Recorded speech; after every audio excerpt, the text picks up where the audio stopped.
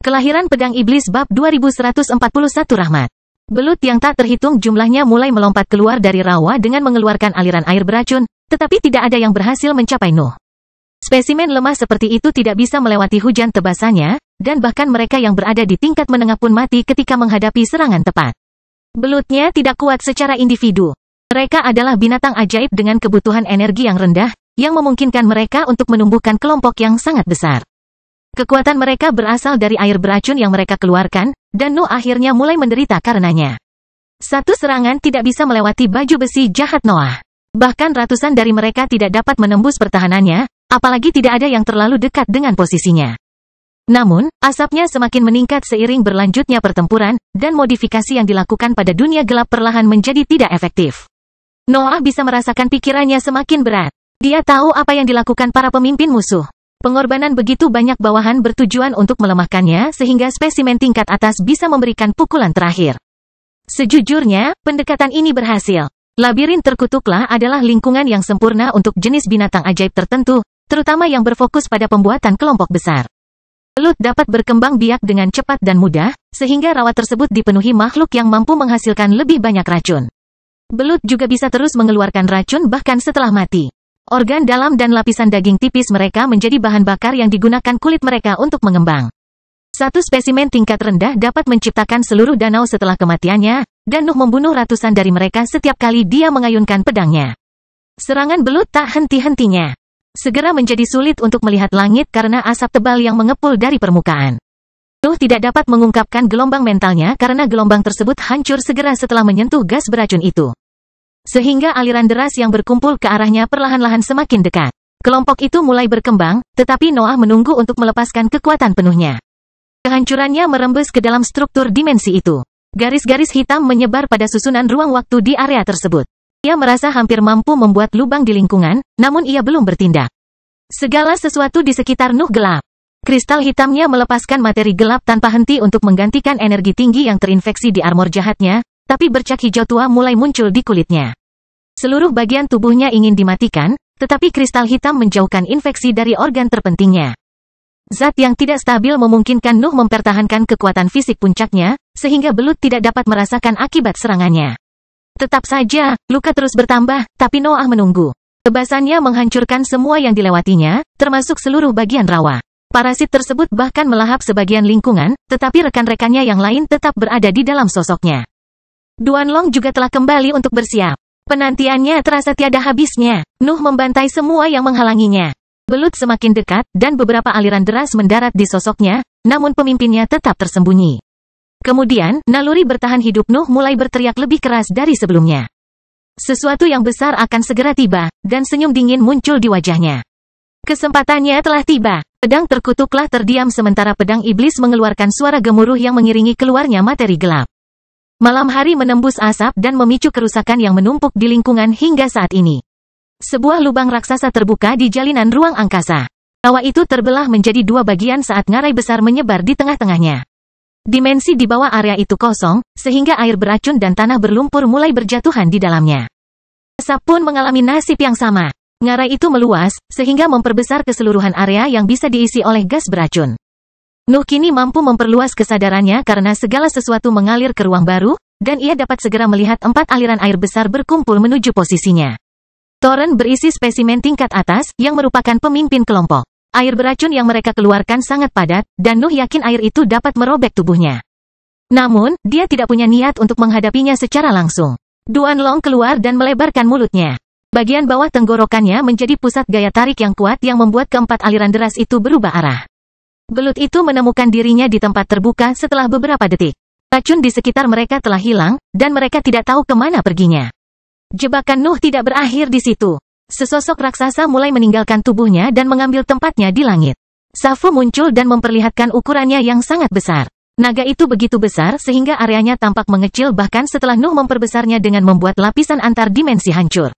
Safu membuka mulutnya dan menyedot seluruh rawa ke dalam dimensi terpisahnya. Kemampuan naga memungkinkannya untuk memisahkan air beracun dan tanah berlumpur dari belut, yang berakhir di dua area berbeda di perutnya. Noah juga memasuki dimensi terpisah Safu. Belut yang tak terhitung jumlahnya meluas dalam pandangannya ketika dia mencapai lokasinya. Mereka sudah mencoba menciptakan kembali rawa dengan melepaskan racunnya, tapi prosesnya tidak bisa cepat karena Safu telah menempatkan mereka di lingkungan yang melawan mereka. Mendengkur keluar dari sosok Nuh dan melebarkan sayapnya. Belut menjerit, tapi itu tidak menghentikan ular itu melepaskan seluruh bulunya. Badai menguasai daerah tersebut. Materi gelap yang merusak mengamuk dan memaksa Nuh mengalihkan lebih banyak potensi ke Safu. Serangan mendengkur terlalu kuat, dan bahkan dimensi terpisah Safu berisiko hancur karena beban arus hitam itu. Nuh mengamati badai dengan mata reptilnya yang dingin. Materi gelap yang merusak mencegahnya menggunakan kesadarannya untuk memeriksa area tersebut, tapi dia tahu apa yang sedang terjadi. Kekuatan mendengkur sungguh luar biasa. Dia memperkirakan sebagian besar kawanannya akan mati. Badai berkecamuk dalam waktu lama, namun akhirnya mulai mereda. Materi gelap tidak meninggalkan apapun. Bahkan mayat-mayatnya telah menghilang di antara kekuatan penghancur itu, tapi ada sesuatu yang berhasil bertahan. Bola padat berwarna hijau tua muncul setelah badai mereda. Sifat beracun dari sosok itu begitu mengancam sehingga riak muncul di struktur ruang dimensi terpisah Safu. Bola itu berada di puncak tingkat atas, tapi telah menyelesaikan perannya. Retakan mulai terbuka di permukaannya, dan pecahan mulai berjatuhan. Racun padat itu berubah menjadi gas yang tersebar di dalam dimensi terpisah, hanya menyisakan 4 belut tingkat atas dan beberapa spesimen di tingkat menengah. Belas kasihan, salah satu belut tingkat atas berteriak. Kamu menang, belut tingkat atas lainnya melanjutkan. Kami akan mendengarkanmu sekarang. Aku tidak peduli dengan kata-kata lagi, geram Noah sambil mengangkat pedangnya. Belut memohon dan mengutuk, tapi tidak ada yang sampai kepada Nuh. Pedangnya turun, dan tebasan raksasa menimpa spesimen terakhir dalam bungkusan itu. Makhluk-makhluk itu bisa saja berguna, tapi Noah tidak peduli. Kura-kura itu tidak sopan, tapi mereka tidak bodoh. Mereka telah mengakui kekuatan Nuh dalam waktu singkat. Sebaliknya, belut memutuskan untuk menyerah hanya setelah kehilangan hampir seluruh kawanannya. Mereka bukanlah tipe sekutu yang dia inginkan. Kelahiran Pedang Iblis bab 2142 tabel. Tebasan itu menghancurkan semua yang tersisa dari kawanan belut. Hanya genangan air beracun yang tersisa setelah serangan itu bubar, tapi genangan itu juga pecah setelah pengaruh Nuh menyebar ke depan. Lingkungan di mata Nuh dengan cepat berubah. Safu meludahkannya keluar dari tubuhnya untuk membuatnya kembali ke dimensi terpisah di lantai 8. Daerah itu sekarang kosong karena naga telah mengurus rawa, tapi labirin masih menemukan energi untuk memicu peristiwa besar. Langit semakin cerah. Warna gelapnya berubah menjadi abu-abu sebelum menjadi hampir putih. Langit-langit, dinding, dan lantai area tersebut melepaskan energi selama proses tersebut, dan bahan bakar tersebut berkumpul di tengah lingkungan kosong untuk melahirkan pecahan hijau. Nuh hanya perlu merentangkan tangannya untuk memanggil pecahan itu. Benda itu terbang langsung ke telapak tangannya dan memungkinkan dia merasakan sifat yang sama yang menyelimuti kelompoknya selama teleportasi. Namun, mudah untuk memahami bahwa perangkat tersebut tidak lengkap. Itu tidak memiliki kekuatan dan tidak memiliki koordinat lantai 9. Saya tidak bisa mengisi celah ini dengan materi gelap atau pemahaman saya tentang susunan ruang waktu, desah Noah sebelum memeriksa pecahan hijau untuk kedua kalinya. Noah tidak dapat menemukan sesuatu yang istimewa tentang item tersebut. Itu jelas membawa aura portal dimensi yang tidak lengkap, yang membuktikan perkataan Vesuvia benar. Dia perlu menemukan pecahan lain untuk membuka jalan ke lantai berikutnya, dan dia hanya memiliki satu area tersisa untuk dijelajahi. Juni seharusnya baik-baik saja di antara sambaran petir, pikir Noah sambil melemparkan pecahan itu ke tempat terpisah. Dia pasti baik-baik saja, atau dia tidak akan bisa mengikutiku. Rasa lemah memenuhi pikiran dan daging Nuh. Kelemahan dari ambisinya mulai berkurang, dan dia juga harus mengatasi infeksinya. Bercak hijau tua memenuhi kulitnya karena racun yang mendarat di tubuhnya, dan tubuhnya membutuhkan waktu untuk menyembuhkannya. Belum, desah Noah saat kegelapan halusnya meluas karena hasrat kuat di dalam pikirannya. Aku hampir sampai, tapi aku masih perlu langkah lain. Saya bisa merasakannya. Saya akan mampu menandingi kultivator tahap padat setelah saya mencapai tahap cair. Pikiran-pikiran itu tidak membawa kesombongan. Itu adalah hasil analisis yang tenang tentang kekuatan dan pencapaian Nuh di masa lalu. Dia tahu bahwa dia kuat, sangat kuat. Dia akan mencapai level gila setelah dia maju, dan dia hampir sampai. Dia bisa merasakan bahwa terobosannya akan tiba begitu dia keluar dari labirin terkutuklah. Dorongan yang tak terpuaskan tidak cukup untuk membuat Noah tetap siap tempur. Pertempuran itu telah membuatnya terluka dan mengering. Dia perlu istirahat dan membiarkan potensinya mengisi kembali dunianya. Materi gelap keluar dari tubuhnya dengan sendirinya. Ia merasakan kebutuhan Nuh dan menciptakan kepompong berbentuk bola tempat ia dapat beristirahat dengan baik. Energi yang lebih tinggi bahkan mulai mempengaruhi dagingnya yang terinfeksi dengan menghilangkan racun atau mengganti titik yang sudah terlalu jauh hilang. Membiarkan kristal hitam menangani pusat kekuatannya sementara dia membiarkan pikirannya mengembara ke lingkungan unik yang diciptakan labirin terkutuklah. Fokusnya bukan pada lingkungannya. Kesadaran dan matanya menyelami lebih dalam jalinan realitas terpisah untuk mengagumi susunan ruang waktu berbeda yang dibangun oleh para pencipta. Labirin secara keseluruhan dan ide di baliknya sungguh luar biasa. Beberapa lantai lebih mudah untuk diatasi daripada lantai lainnya, tetapi Noah dapat menghargai kemegahan masing-masing lantai. Setiap lingkungan yang berbeda bisa menjadi ekspresi dari suatu aspek dunia pencipta, dan itu membuat mereka luar biasa. Kekagumannya semakin bertambah ketika dia menyadari bahwa bangunan itu jauh lebih tua darinya. Penggarap dari era berbeda telah terperangkap di dalamnya selama berabad-abad. Beberapa binatang ajaib bahkan telah membuat seluruh paket karena lingkungan yang menguntungkan. Namun, labirin terkutuklah tetap kuat seperti sebelumnya. Bahkan Raja Elbas tidak dapat membuat sesuatu yang tahan lama dan tangguh. Beratnya waktu yang dihabiskan selama bertahun-tahun secara tersembunyi dari pandangan langit dan bumi dapat menghancurkan hampir semua hal di dunia. Namun beberapa bangunan dibuat untuk bertahan lama. Warisan pencuri tertinggi tidak ada bandingannya dengan labirin, dan itu membuat darah Nuh mendidih. Noah bisa merasakan keinginannya untuk menambahkan pencipta ke gudang senjatanya setiap kali dia menemukan lantai yang menarik. Ia masih ingat saat menolak posisinya sebagai pemimpin, namun kini segalanya berbeda. Dia tidak peduli apa yang dipikirkan orang lain. Dia tidak peduli apa yang mereka inginkan. Nuh akan membangun pasukan yang layak untuk memasuki medan perang terakhir. Tentu saja Nuh tidak melupakan aspek terpenting dari posisinya sebagai seorang pemimpin. Dia harus lebih kuat dari bawahannya, yang berarti melampaui para penggarap panggung yang solid.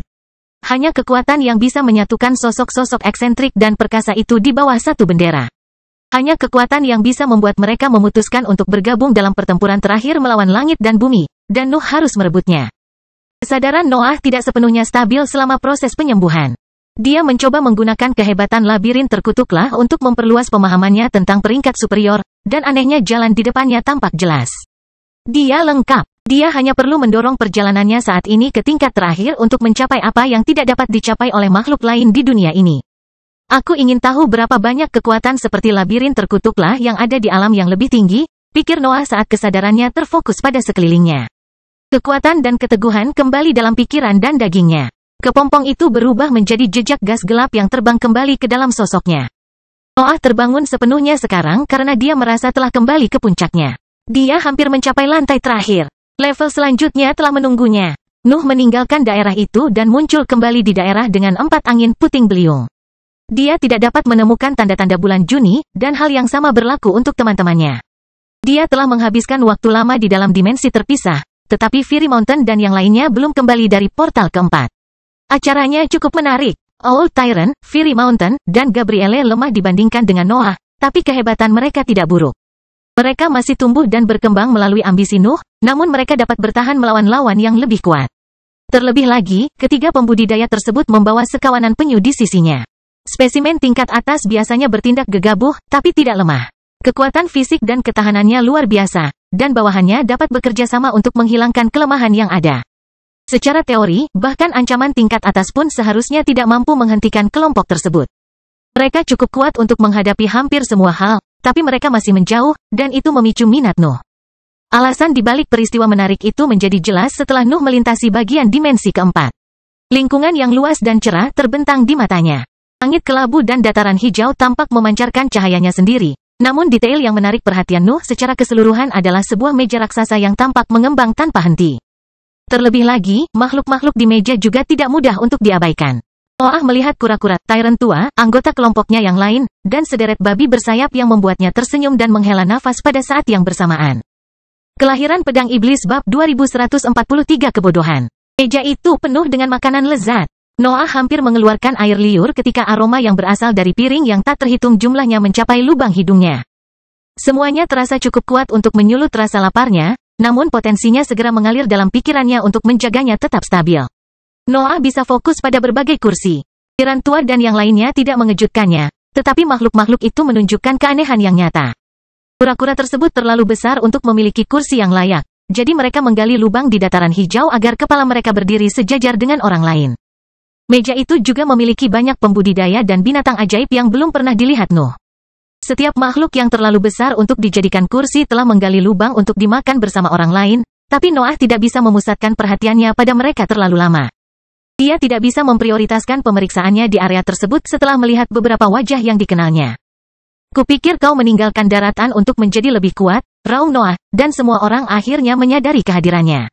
Tiran tua, Gabriele, dan gunung api tersentak saat mereka mengalihkan pandangan mereka ke arah portal dimensional. Kura-kura menyuarakan desisan sambutan, dan makhluk lain di atas meja juga mengalihkan perhatian mereka ke arah Nuh. Namun, setiap suara menghilang saat babi bersayap itu mulai memekik. Nuh, menentang iblis, menentang iblis, menentang iblis. Sesosok tubuh meninggalkan meja dan menembak ke arah Noah sementara jeritan memenuhi area tersebut. Noah harus merentangkan tangannya ke depan untuk menghindari benturan langsung dengan wajahnya, dan kekuatan yang sangat besar segera menghantam telapak tangannya yang terbuka. Peluk aku, teriak si bodoh. Kenapa kamu tidak menjelaskan dulu apa yang kamu lakukan di sini? Nuh tertawa. Teman-teman saling berpelukan setelah lama berpisah. Kebodohan berlanjut. Aku akan membiarkanmu memeluk Raja Elbas jika kamu menjatuhkan ini sekarang, goda Noah. Bolehkah aku tetap memeluknya? Si kebodohan bertanya. Apa masalahnya? Nuh bertanya. Aku sebenarnya tidak ingat bagaimana kita sampai di sini, aku De Fuleri. Apa maksudmu? Nuh bertanya. Kami hanya memakan langit, jelas De Fuleri. Kemudian, kami menjadi lebih lapar dari biasanya, dan sesuatu memindahkan kami ke sini. Itulah penjelasan yang aku cari, desah Noah. Kurasa aku bisa menjelaskan banyak hal bahkan ketika hal itu tidak ada dalam ingatanku, si bodoh mengumumkan dengan bangga sambil mengangkat wajahnya ke langit. Itu, Noah hendak memarahi babi itu, tapi dia menahannya di detik terakhir. Tidak ada gunanya berdebat dengannya. Noah merasa sedikit bangga saat melihat level Fuleri saat ini. Babi telah mencapai peringkat ke-9, tetapi masih setengah jalan melalui tahap gas. Dunianya ada hubungannya dengan kelaparannya, tapi ia tampak lebih lemah dari tubuhnya. Bagaimana Anda bisa menciptakan ketidakseimbangan dalam pusat kekuasaan Anda? Noah bertanya setelah memperhatikan fitur itu. Karena aku luar biasa, kebodohan mengumumkan sambil mengangkat kepalanya lebih tinggi lagi. Apakah kamu sadar bahwa kurangnya keharmonisan adalah hal yang buruk? Nuh menghela nafas. Itu tidak akan terjadi padaku, seru si bodoh dengan bangga. Bagaimanapun, jalanku adalah milikku sendiri. Nuh ingin menentang babi itu, tetapi dia menahannya sekali lagi. Dia tidak mengerti bagaimana si bodoh berhasil mendorong tubuhnya melampaui batas dunianya. Kebodohannya bisa menjadi satu-satunya penjelasan, jadi Noah tidak mau memahami prosesnya. Kalau begitu, apa yang kamu lakukan di sini? Nuh bertanya. Kita sedang makan, babi itu menjelaskan. Saya bisa melihatnya, jawab Noah. Lalu kenapa kamu bertanya? Si kebodohan bertanya. Apakah kamu menyukai suaraku? Aku tahu, ini meningkat setelah mencapai peringkat ke-9. Saya pikir Anda tidak bisa meningkatkan kesempurnaan, canda Noah. Mata si bodoh melebar saat ia menundukkan kepalanya. Nuh telah mengungkapkan kelemahan besar dalam alasannya. Babi itu merasa dikalahkan tanpa alasan, dan jeritan putus asa keluar dari mulutnya. Babi bersayap di atas meja menggemakan pekikannya sebelum menyebut nama Nuh. Mereka memujinya, tapi dia tidak merasa senang dengan kejadian itu karena dia tahu alasan di baliknya. Tidak heran kamu adalah pemimpinnya, desah si bodoh. Perjalananku masih panjang. Aku tidak akan memberitahu siapapun tentang hari ini, janji Noah. Bergembiralah sekarang dan jelaskan cara kerja tempat ini. Duduklah dan makanlah, De Fuleri menyimpulkan. Lebih banyak makanan muncul di tempatmu setelah kamu selesai, jadi kamu harus makan dengan cepat. Dari mana asal makanannya? Nuh bertanya. Bagaimana mungkin saya mengetahuinya? Si kebodohan bertanya. Saya menemukan makanan. Saya memakannya. Apakah kamu menjelajahi daerah itu sedikit? Nuh bertanya. Saya bisa memberitahu Anda berbagai jenis makanan di daerah tersebut, seru si bodoh. Bisakah kamu? Nuh bertanya. Sangat mudah untuk melihat kebohonganku, desah si bodoh. Keberadaanku yang murni dan bersinar tidak memungkinkanku menjadi ahli dalam hal itu. Jadi, kamu tidak tahu apa-apa, lanjut Noah, mencoba mengembalikan topik pembicaraan. Tentang apa? Si kebodohan bertanya. Biarkan saja, geram Noah saat perhatiannya kembali ke area itu. Jelas ada sesuatu yang memaksa para penggarap dan binatang ajaib untuk duduk dan menghindari membuat meja menjadi berantakan. Mustahil bagi kura-kura untuk makan di samping tiran tua dan yang lainnya. Namun, Nuh memperhatikan hal lain setelah interaksinya dengan orang bodoh. Semua orang di meja itu sepertinya sudah melupakan kedatangan Noah. Mereka telah kembali ke makanan lezat, dan si bodoh mulai mengeluarkan air liur ketika matanya tertuju pada makanan itu. Ia mencoba terbang kembali ke perjamuan, tetapi Nuh meraih salah satu sayapnya sebelum ia bisa pergi. Apakah kamu tidak mau makan? Si kebodohan bertanya. Bukan itu, jawab Noah sebelum menyuarakan suara gemuruh yang membuat seluruh area berguncang. Raungan itu membawa kebanggaannya yang kuat dan perintah sederhana. Nuh ingin bawahannya dan keberadaan yang terpengaruh oleh harga dirinya mencapai dia di langit, tapi tidak ada yang meninggalkan tempat duduk mereka. Mereka berbalik ke arahnya, tapi mereka segera kembali makan. Bagaimana kamu meninggalkan meja? Nuh bertanya. Apa maksudmu? Seru si bodoh. Aku mengepakkan sayap yang indah dan terbang ke arahmu. Tidakkah kamu mengalami kekuatan yang mencoba menahanmu di meja? Nuh bertanya. Tidak ada yang bisa menahanku. Si bodoh menjawab sambil mengangkat kepalanya ke arah langit. Aku masih memelukmu saat ini, komentar Noah. Saya tidak bisa menentang perintah pemimpin saya, kata si bodoh. Aku menerimamu sebagai pemimpinku, jadi aku menahan diri. Noah membuka mulutnya sebelum memaksanya menutup. Kebodohan itu membuatnya gelisah, dan ini terasa aneh setelah menghabiskan banyak waktu untuk membiasakan diri dengan kebodohannya. Ia hanya bisa menebak bahwa kemampuan babi untuk membuat jengkel orang lain semakin kuat setelah mencapai peringkat ke-9. Nuh tidak akan menganggap situasinya terlalu aneh jika kura-kura tingkat atas dan beberapa spesimen tingkat menengah dalam kawanannya meninggalkan meja bersama si bodoh. Namun, peristiwa tersebut mengisyaratkan adanya kekuatan yang rumit, sesuatu yang melampaui kekuatan belaka. Kebodohan membawa jawaban atas keraguan itu. Nuh mengetahui tubuhnya luar dalam sejak dia membangun kembali spesiesnya, dan terobosan di peringkat ke-9 tidak mencegahnya untuk menyadari perbedaan kecil yang muncul setelah pemisahan. Noah merasa yakin bahwa spesies atau tubuh Fuleri bukanlah alasan dibalik kemampuannya untuk meninggalkan meja. Dia tidak bisa menjelaskan situasinya bahkan dalam istilah kelaparan karena babi tidak mengenal batas di sana. Hubungan antara Nuh dan si bodoh adalah satu-satunya jawaban yang mungkin atas kejadian aneh itu. Owl Tyrant, Gabrielle, Fiery Mountain, dan Turtles tidak dapat menggunakan fitur itu karena mereka tidak menghabiskan banyak waktu dengan Noah, dan hal yang sama berlaku untuk hampir semua orang di meja. Pelio, Nuh akhirnya berteriak. Bisakah kamu berhenti berpura-pura berada di bawah pengaruh perjamuan? Pelio sedang menyajikan teh dengan gembira, tapi suara Noah memaksanya untuk menghentikan tindakannya. Tikar sang ahli telah terlipat untuk memberikan cukup ruang bagi keberadaan di sekitarnya, tetapi tikar itu terbuka lagi saat dia mulai terbang menuju Nuh. Saya akhirnya menemukan tempat yang menerima teh saya, keluh Pelio. Apa yang terjadi di sini? Nuh langsung ke pokok permasalahan. Ada jamuan makan, Pelio menjelaskan. Semua orang sedang makan. Noah berdeham, dan Pelio mengerti bahwa dia sedang tidak mood untuk bermain-main. Pakar itu menuangkan lebih banyak teh ke dalam cangkir di depannya sebelum membuka mata anehnya dan melirik ke meja. Makanan tersebut sepertinya dapat mengganggu berbagai jalur mereka, ungkap Pelio. Saya dapat melihat efek ini dengan jelas melalui mimpi saya. Saya pikir mimpi itu tidak jelas, jawab Noah. Biasanya memang begitu, kata Pelio, kecuali ketika ada sesuatu yang mencoba melawan mereka. Apakah makanan ini mampu mempengaruhi keberadaanmu? Nuh bertanya dengan heran. Kamu bukanlah sesuatu dalam wujud saat ini. Saya khawatir area ini bisa menyentuh saya, ungkap Pelio. Itu sempurna, seru Noah. Mimpikan lokasi pemilik daerah ini. Pelio tampak terkejut dengan permintaan itu, namun tangannya bergerak sendiri saat dia menutup matanya. Fakta bahwa area tersebut dapat mempengaruhinya berarti dia dapat menggunakan bentuk yang lebih lemah dari kekuatan aslinya di dalamnya. Setelah gerakannya, sebuah istana besar muncul di kejauhan, dan Noah dapat merasakan banyak kehadiran di sana. Kelahiran Pedang Iblis Bab 2144 Perdamaian. Kastil itu tidak seramai kota Vesuvia, tetapi memiliki banyak penggarap kuat di dalamnya. Noah juga merasakan kehadiran seorang ahli di puncak tahap cair. Detail itu biasanya akan meyakinkan Nuh. Namun, ada sesuatu yang memberitahunya bahwa ahli tersebut adalah seorang elit seperti dia dan kelompoknya. Itu adalah seseorang yang mampu melampaui batas normal dari peringkatnya. Pencipta lain? Nuh bertanya-tanya sambil melepaskan babi itu dan mulai terbang menuju kastil. Pelio mengikuti Noah, dan si bodoh juga memutuskan untuk ikut setelah melirik ke meja beberapa kali. Babi ingin bersama pemimpinnya, tetapi ahli matras juga tertarik. Kebodohan itu berakhir di atas matras selama penerbangan ke kastil. Ia mengendus Pelio dari ujung kepala sampai ujung kaki dan memeriksa meja tempat dia menyajikan teh. Pelio terkejut berada dalam situasi itu, tetapi Nuh telah meramalkan bencana yang akan terjadi. Apakah kamu ingin teh? Pelio akhirnya bertanya. Aku akan minum tehmu, si bodoh berseru sebelum memakan seluruh cangkir yang diletakkan Pelio di sisi lain meja.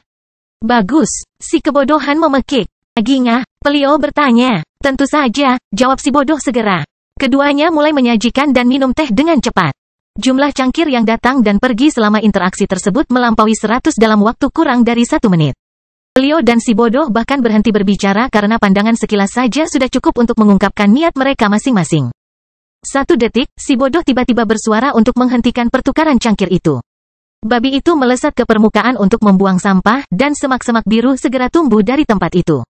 Dataran hijau seolah tidak mempedulikan keberadaan tanaman asing itu, namun segera diserap oleh tanah untuk mengembalikan keharmonisan lingkungan. Hei, panggil Noah ketika si bodoh kembali ke matras Pelio, apakah dataran selalu mengurus sampahmu? Aku tidak begitu tahu, ungkap The Fuleri. Aku terlalu sibuk makan untuk menyadarinya. Tidak ada seorang pun di kelompokmu yang menggunakan kemampuan bawaannya, komentar Noah. Jadi, si kebodohan bertanya, mungkin mereka tidak ingin merusak jamuan makannya. Kapan hal itu menghentikanmu? Noah menghela nafas saat dia menyadari aspek aneh lainnya dari area tersebut. Makanan di atas meja tidak memicu kemampuan bawaan si bodoh. Nuh bahkan percaya bahwa babi-babi itu telah belajar bagaimana menahan diri selama berada di tengah langit yang lemah. Namun, konsekuensi meminum teh Pelio baru-baru ini membuktikan pemikiran tersebut salah. Teh di kalangan manusia saja bisa memicu kemampuan bawaan si bodoh, jadi makanan lezat di atas meja pun juga bisa memicu hal yang sama. Tentu saja, hal ini hanya mungkin terjadi jika makanan di area tersebut asli. Meski begitu, Nuh bisa memastikan keberadaannya melalui baunya, yang pasti membuatnya bingung. Apakah ini ilusi? Nuh bertanya-tanya. Tidak, itu tidak mungkin. Makanan tersebut pasti memiliki beberapa ciri unik. Pintu utama kastil terbuka ketika Noah, Pelio, dan si bodoh mendarat di dasarnya. Nuh bahkan tidak perlu memeriksa keberadaan jebakan atau formasi pertahanan. Nalurinya segera memastikan bahwa pemilik tempat itu telah menonaktifkan semuanya sebelum kedatangan mereka. Mereka tidak takut pada kita, komentar The Fuleri saat ketiganya melangkah masuk ke dalam kastil dan mulai memeriksa ruangannya yang luas. Keindahan yang ditunjukkan oleh kastil itu sungguh sempurna. Segalanya lebih dari sekadar bersih, sempurna, dan cerah. Bagian dalam abu-abunya bersinar dengan sendirinya, dan beberapa lampu gantung menambah nuansa putih pada koridor dan aula yang luas. Serangkaian pelayan di peringkat ke-8 bergerak di antara koridor dan berbagai ruangan yang terhubung dengannya. Mereka tidak pernah bersusah payah menyapa Nuh dan para sahabatnya, namun mereka selalu membungkukkan badan untuk memberikan salam hormat sebelum melanjutkan perjalanan. Noah tidak pernah berpikir untuk menanyai mereka karena ahli panggung cair yang berdiri di puncak kastil tidak berusaha menghalangi jalannya. Pemimpin daerah menginginkan pertemuan itu terjadi, jadi Nuh bertindak sesuai aturan. Nuh tidak menahan diri untuk mencoba mencari petunjuk tentang kekuatan pemimpin itu, tetapi dia tidak perlu mencarinya terlalu keras. Dinding, lantai, langit-langit, furnitur, dan bahkan para penggarapnya berbau aura keberadaan perkasa itu. Detail itu biasanya membuat suasana hati Nuh dan yang lainnya tegang. Bagaimanapun juga, besarnya pengaruh yang dapat diberikan oleh pemimpin tersebut kepada dunia sangatlah besar. Namun, mereka hanya merasakan kedamaian. Tidak ada kekuatan apapun yang ingin menyakiti mereka. Sulit menemukan ahli dengan dunia aneh seperti itu. Hampir setiap eksistensi harus berjuang untuk mencapai tahap terakhir dari perjalanan kultivasi, sehingga mengembangkan jalur yang berfokus pada perdamaian adalah hal yang tidak wajar. Bahkan para ahli seperti Veit memancarkan bahaya yang jelas. Tampaknya tidak ada alternatif lain selain aturan itu, tetapi Nuh merasa telah menemukannya di dalam dimensi terpisah dari labirin terkutuklah itu. Eksistensimu sungguh aneh, komentar Noah ketika pintu tinggi di lantai terakhir terbuka dan memperlihatkan seorang pria parubaya yang duduk di tengah aula melingkar yang luas. Sang ahli memancarkan aura panggung cair yang pekat, tetapi Nuh tidak mengalami tekanan meskipun ia berada di tengah ombaknya. Kekuatan itu lembut, baik, dan ringan. Pria parubaya itu tersenyum hangat dan menghentikan kultivasinya untuk mengalihkan pandangan birunya pada ketiganya. Rambut abu-abu panjangnya berkibar selama gerakan itu, dan perlahan-lahan jatuh kembali ke bahunya sesudahnya. Gerakan rambutnya yang tidak wajar mencerminkan sifat kekuatannya. Dunia ahli tidak mengizinkan gerakan tiba-tiba bahkan ketika itu mengenai tubuhnya sendiri. Dia berbalik perlahan, dan kelopak matanya menutup dan membuka dengan kecepatan yang sama. Apakah kamu menikmati makanannya? Pria parubaya itu bertanya melalui suara yang seolah mampu mengisi perut ketiganya. Itu luar biasa, si bodoh berteriak, tidak peduli dengan tatapan tajam Nuh. Saya tidak sempat mencicipinya, komentar Pelio. Karena kamu tidak benar-benar di sini, jawab pria parubaya itu. Benarkah itu, Tuan Impian Pelio? Anda tahu saya? Pelio bertanya ketika matanya terbuka sepenuhnya. Aku tidak punya ingatan apapun tentangmu. Itu karena kita belum pernah bertemu, ungkap pria parubaya itu. Saya Artamo, ekspresi kedamaian. Kalau begitu, bagaimana kamu tahu tentang Pelio? Nuh bergabung dalam percakapan. Pencipta labirin memberitahuku tentang dia ketika mereka menempatkanku di sini, jelas Artamo. Pelio memejamkan mata saat dia mencoba bermimpi tentang masalah tersebut, dan Noah tetap mempertahankan seringai dinginnya meskipun kebingungan telah merasuki pikirannya.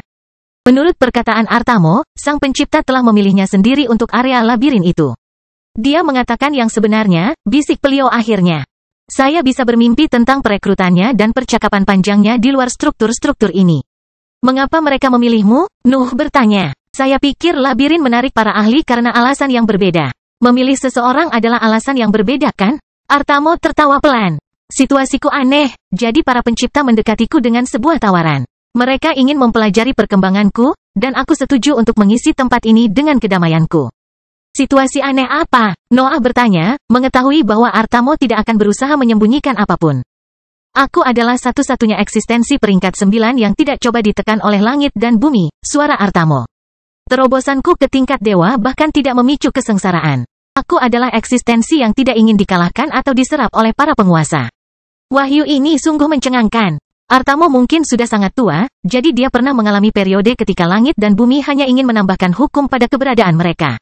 Noah dapat memahami mengapa organisasi dan kekuatan lain menganggap kekuatan Artamo rumit untuk dieksploitasi, tetapi dia tidak dapat membayangkan para penguasa melewatkan dunia unik seperti itu. Meski begitu, perkataan Artamo sepertinya tidak mengandung kebohongan, dan beliau segera mengangguk untuk membenarkannya. Langit dan bumi benar-benar memilih untuk tidak mengejar atau menghancurkan keberadaan unik itu. Apakah kedamaianmu menghalangi mereka? Nuh bertanya. Apakah duniamu mempengaruhi sistem langit dan bumi? Mungkin, kata Artamo, mungkin tidak. Aku tidak pernah bertanya. Aku hanya hidup. Cara hidup yang terhormat. Seru si bodoh. Aku akan menganggapmu sebagai muridku. Aku tidak akan menolak. Artamo tertawa. Namun, saya khawatir saya harus memenuhi kesepakatan saya dengan pencipta terlebih dahulu.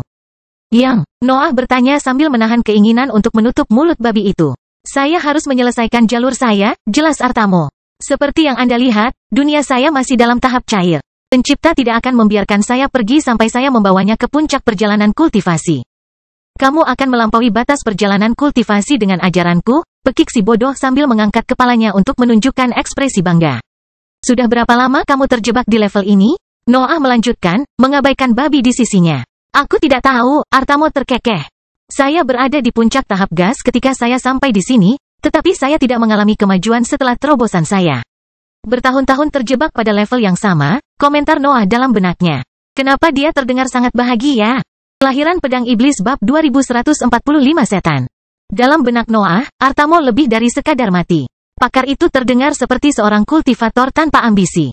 Jalannya begitu unik sehingga Nuh tidak dapat memahami bagaimana dia bisa mencapai tahap cair peringkat ke-9. Masalahnya bukan pada level Artamo saat ini. Pembudidaya peringkat 9 hanya perlu memperluas pengaruhnya dan menjadi cukup berat untuk mempengaruhi alam semesta. Itu bisa dilakukan bahkan tanpa banyak pertempuran yang bisa mengisi hidup seseorang. Namun peringkat sebelumnya berbeda. Penyerapan energi satu-satunya merupakan tindakan pembangkangan terhadap langit dan bumi serta dunia sebagai satu kesatuan. Penggarap tumbuh lebih kuat dengan mengorbankan lingkungan sekitar mereka, tetapi Artamo berbeda. Noah bisa menggunakan sudut pandang Vesuvia untuk menempatkan Artamo di antara manusia. Dunia yang terakhir bekerja selaras dengan lingkungannya dan alam yang lebih tinggi secara keseluruhan. Dia tidak melahap seperti binatang hibrida dan binatang ajaib. Namun, Artamo tampaknya telah membawa pendekatan itu ke tingkat yang lebih tinggi. Nuh bahkan dapat menerima kurangnya ambisi, tetapi sang ahli kekurangan sesuatu yang dirasa perlu bagi makhluk dalam perjalanan kultivasi. Dia tidak peduli untuk mencapai puncak. Seberapa lemahnya kamu? Nuh akhirnya bertanya. Perhatikan kata-katamu, si bodoh memekik sambil mengangkat kepalanya ke langit-langit. Itu muridku. Nuh bahkan tidak mendengar kebodohan itu. Mata, telinga, dan indranya tertuju pada Artamo. Dia awalnya menilai ahli itu sebagai seseorang yang bisa mengabaikan batasan label biasa, tapi sekarang segalanya telah berubah. Nuh hanya bisa melihat kelemahan di jalan itu. Kekuatan memiliki bentuk yang berbeda-beda. Artamo terkekeh pelan.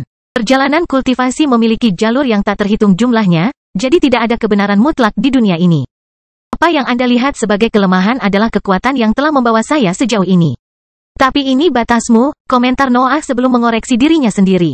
Anda mungkin masih memiliki apa yang diperlukan untuk mencapai puncak, tetapi Anda tidak menginginkannya. Aku harus menyelesaikan jalanku, ulang Artamo. Kebutuhan tidak sama dengan keinginan, Noah menggelengkan kepalanya. Kamu berkultivasi karena kebiasaan, tetapi kamu kurang memiliki tekad. Saya masih seorang kultivator peringkat 9, Artamo tertawa. Itulah masalahnya, bukan? Nuh menghela nafas. Kamu puas? Kamu tidak kehilangan tekad untuk maju hingga puncak. Kamu hanya berhenti merasakannya. Itu mungkin benar, tebak Artamo. Namun, jalanku adalah milikku sendiri. Aku bahagia. Artamo tidak melihat kondisinya sebagai sebuah masalah. Nuh tidak bisa memahami perspektif itu, tapi dia menerimanya. Dia mengenal beberapa ahli yang memutuskan untuk berhenti berkultivasi untuk mengejar tujuan lain. Dia tidak bisa seperti mereka, tapi dia mengakui jalan itu. Aroma potensi Nuh meninggalkan kegelapan halus dan berkumpul di tangannya dalam bentuk gas gelap setengah transparan. Dia melemparkannya ke arah Artamo, tapi tidak terjadi apa-apa. Potensinya menyatu dengan aura Artamo dan mencoba menerapkan efeknya, tetapi dunia Artamo tidak mengalami reaksi. Noah telah menemukan sesuatu yang bahkan ambisinya tidak dapat terpengaruh. Aku mengerti, Artamo menyuarakan tawa lembutnya. Kita mungkin memiliki dunia yang berlawanan. Kekuatanmu membuat segala sesuatu di sekitarmu berusaha menuju puncak, sementara milikku memungkinkan binatang ajaib, pembudidaya, dan bibrida menerima kedamaian.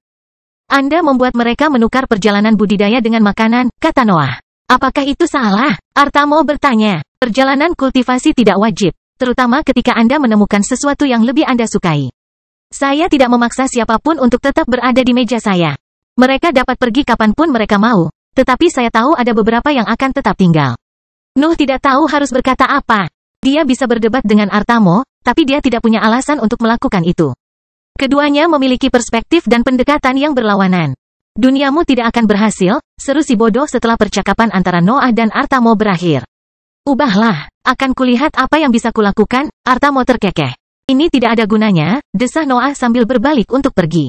Apakah kamu tidak ingin mencoba makananku? Artamo menelepon. Kamu beruntung, aku tidak perlu mengubahmu menjadi makanan, komentar Noah sambil bergegas keluar kastil. Leo dan si bodoh mengikuti Nuh, tetapi Nuh tidak berhenti terbang bahkan setelah melewati jamuan makan. Dia langsung menuju bagian dimensional. Noah, aku akan tetap di sini untuk menjaga daerah ini. Si kebodohan berseru ketika lorong dimensional berada tepat di depan ketiganya. Noah melirik ke perjamuan sebelum mengalihkan pandangannya kembali ke portal dimensional dan melambaikan tangannya. Dia tahu bahwa si bodoh hanya ingin makan, dan dia tidak cukup peduli untuk menghentikannya. Leo tidak mengatakan apa-apa dan terbang menuju meja panjang dengan kebodohan sementara Nuh melintasi portal dimensional. Daerah berangin dengan 4 tornado muncul kembali dalam pandangannya, tapi dia hampir tidak melihatnya.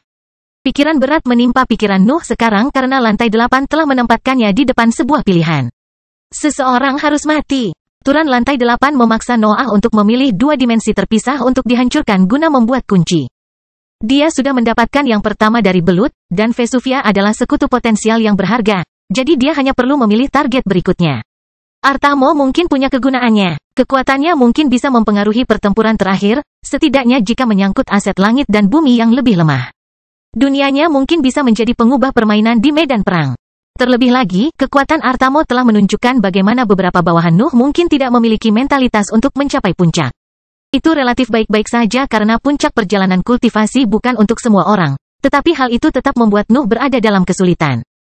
Kanker Langit dan Bumi adalah organisasi yang dibangun berdasarkan ambisi. Nuh adalah pemicu terbesar perasaan itu. Tetap saja, setiap anggota pasukannya berusaha mencapai puncak atau telah berusaha melakukannya. Noah tidak peduli dengan bakat. Dia tidak keberatan jika beberapa bawahannya membutuhkan lebih banyak waktu untuk mencapai puncak atau memutuskan untuk tetap tinggal. Mereka tetaplah pejuang yang siap menyerahkan nyawa mereka dalam pertempuran melawan langit dan bumi. Mereka masih merupakan makhluk yang tidak tahan dengan peraturan berat yang diberlakukan oleh penguasa. Meski begitu, tekad itu relatif mudah didapat di hadapan Nuh. Ambisinya terlalu sempurna untuk pendekatan itu, namun Artamo berhasil melakukan hal serupa. Sang ahli bisa memicu hasrat akan perdamaian yang terpendam dalam setiap keberadaan. Berapa banyak anggota Kanker Langit dan Bumi yang akan berhenti untuk melakukan perjalanan kultivasi jika mereka bertemu Artamo? Hanya orang bodoh yang berhasil meninggalkan perjamuan setelah mencicipi makanannya, yang mungkin berarti bahwa orang lain memiliki kekurangan yang tidak dapat diperbaiki oleh Nuh. Tentu saja, ciri-ciri tersebut hanyalah kekurangan dari sudut pandang Nuh. Pakar lain mungkin melihatnya sebagai aspek positif. Tidak ada benar atau salah, dan Nuh tahu itu. Namun, pertempuran terakhir sudah dekat, dan dia membutuhkan kekuatan yang layak untuk peristiwa tersebut. Noah tetap tenggelam dalam pikirannya saat dia melayang di antara 4 tornado. Sebagian dari dirinya sudah mengambil keputusan, tapi dia menunggu potongan terakhir dari teka-teki itu bergabung dengannya. Waktu berlalu hingga kehadiran familiar akhirnya muncul di dataran berangin. June meninggalkan lorong dimensional dan terbang menuju Noah segera setelah dia menyadari auranya. Noah juga menyela pikirannya untuk fokus pada kekasihnya, dan senyuman tak terhindarkan muncul di wajahnya saat dia memeriksa keadaannya. June berlumuran darah. Kulitnya hampir hilang akibat banyaknya luka bakar yang memenuhi tubuhnya. Keadaannya sangat buruk, tapi auranya lebih kuat dari sebelumnya. Luka memenuhi wajahnya dan membuat ekspresinya tidak bisa dilihat, tetapi Noah tahu bahwa dia sedang tersenyum. June sangat gembira setelah pertarungan panjangnya, namun sedikit kekecewaan masih berhasil menginfeksi auranya. Dia tidak suka pertarungan telah berakhir. Kamu bersenang-senang, Noah tertawa saat June mengambil tempatnya dengan menyilangkan kaki. Aku butuh waktu untuk sembuh, jelas June dengan suara kasar. Cacing-cacing itu kuat. Mereka akhirnya beradaptasi dengan auraku dan mengirimkan petir yang tidak bisa diserap tubuhku. Cacing, Nuh bertanya. Itulah mereka, ungkap June. Kelihatannya mereka adalah makhluk parasit, tapi kamu ahli dalam binatang ajaib. Kamu bisa melihatnya begitu aku ingin meninggalkan pangkuanmu. Aku yakin itu tidak akan terjadi dalam waktu dekat, Noah terkekeh. Seolah-olah kamu keberatan dengan itu, jawab June sebelum mengganti topik. Apa yang terjadi padamu? Kamu tampak sedih, dan ini sangat jarang terjadi. Kekuatan di dimensi terpisah terakhir tidaklah buruk, kata Noah. Pemimpin mereka adalah salah satu orang baik. Itu bahkan lebih jarang daripada suasana hatiku saat ini. Bisakah dia membantu kita dalam pertempuran terakhir? Juni bertanya. Mungkin, jawab Nuh. Mungkin dia akan mengubah kekuatanku menjadi aset damai. Anda tidak pernah menghindari risiko, seru June. Ini berbeda, aku Noah. Kedamaiannya kuat. Dunia secara alami mencari keseimbangan, komentar June. Ahli seperti dia pasti muncul di dunia yang penuh dengan pejuang. Aneh kalau kita tidak bertemu keberadaan serupa lebih awal. Benar, Nuh setuju. Tetap saja, keseimbangan ini bertentangan dengan tujuan kami. Apakah kamu sudah mengambil keputusan? Juni bertanya. Tentu saja, kata Noah saat materi gelapnya mulai membantu proses penyembuhan June. Kami adalah iblis. Kami akan menghancurkan perdamaian jika hal itu bertentangan dengan kami. Kelahiran Pedang Iblis bab 2146 lingkungan. Nuh dan June tetap berada di antara 4 tornado untuk sementara waktu. Dia membutuhkan waktu untuk menyembuhkan banyak luka yang ditinggalkan cacing di tubuhnya, dan tidak ada yang mengganggunya selama tahun-tahun itu. Lingkungan rapuh di lantai 8 tidak memungkinkan keduanya untuk mengekspresikan hasrat mereka setelah June sembuh. Mereka berisiko menghancurkan segalanya jika membiarkan kekuasaan mereka berjalan dengan bebas, jadi mereka kembali berbisnis. Noah telah mengambil keputusan tentang target terakhirnya, tapi dia masih memiliki satu langkah lagi yang harus diselesaikan sebelum menyelesaikan lantai 8. June telah mengalahkan cacing-cacing itu, tetapi dia membiarkan beberapa dari mereka hidup karena dia tahu bahwa kanker langit dan bumi mungkin membutuhkannya. Nuh dan June menemukan sekelompok kecil awan ketika mereka memasuki dimensi terpisah dari cacing. Labirin belum membangun kembali material yang dibutuhkan makhluk-makhluk itu untuk berkembang, jadi bahaya di area tersebut hampir tidak terlihat. Lingkungan yang relatif kosong memberi kesempatan kepada Nuh untuk mempelajari cacing secara menyeluruh. Mereka membutuhkan kristal atau logam yang meniru sifat langit untuk berkembang biak. Mereka memanfaatkan dunia langit dan bumi untuk meniru kekuatan mereka. Secara teori, mereka adalah musuh alami para penguasa. Cacing tersebut merupakan makhluk kecil berwarna abu-abu dengan banyak pori-pori di tubuhnya. Mereka sendiri jauh dari kuat, dan mereka dapat mengekspresikan kekuatan mereka yang sebenarnya hanya jika mereka memiliki kesempatan untuk menciptakan awan hitam. Noah bisa menghancurkan mereka hanya dengan tekanan auranya, tapi kemampuan mereka terlalu menarik untuk membunuh mereka saat itu juga. Nuh tidak peduli dengan tiruan sambaran petir langit dan bumi. Dia bahkan percaya bahwa awan hitam cacing tersebut relatif tidak berguna selama pertempuran terakhir. Namun, kemampuan mereka untuk berkembang biak dengan cepat di dunia penguasa cukup menarik. Cacing tersebut dapat menjadi pengalih perhatian atau ancaman bagi para penguasa selama Nuh menggunakannya dengan bijak. Apalagi bodinya yang relatif sederhana mudah dimodifikasi. Mereka dapat berkembang setelah hanya beberapa tahun dihabiskan dalam ambisinya. Sifat cacing adalah satu-satunya masalah mereka. Mereka adalah parasit yang diciptakan oleh alam yang lebih tinggi untuk menyeimbangkan kekuatan langit dan bumi. Mereka adalah versi hidup dari dark metal, tapi itu tidak membuat mereka pintar. Berbicara dengan cacing itu mustahil. Mereka hampir tidak memahami perasaan yang Nuh kirimkan kepada mereka. Siklus hidup mereka hanyalah konsumsi tanpa henti atas segala sesuatu yang menjadi milik langit dan bumi. Mereka akan membiarkan dirinya mati tanpa adanya langit atau materi serupa. Noah ingin berhenti mencari sekutu bodoh, tapi dia tidak mengeluh. Cacing-cacing tersebut memiliki peluang untuk menjadi lebih pintar setelah mandi dalam ambisinya, dan keadaan mereka saat ini membuat mereka lebih mudah dikendalikan. Dia tidak perlu meyakinkan mereka untuk bergabung dalam pertarungannya. Dia hanya perlu menangkap mereka. Berdasarkan apa yang dilihat Nuh di dimensi belut, dia percaya bahwa menghilangkan cacing tidak akan dianggap sebagai kemenangan untuk lantai 8.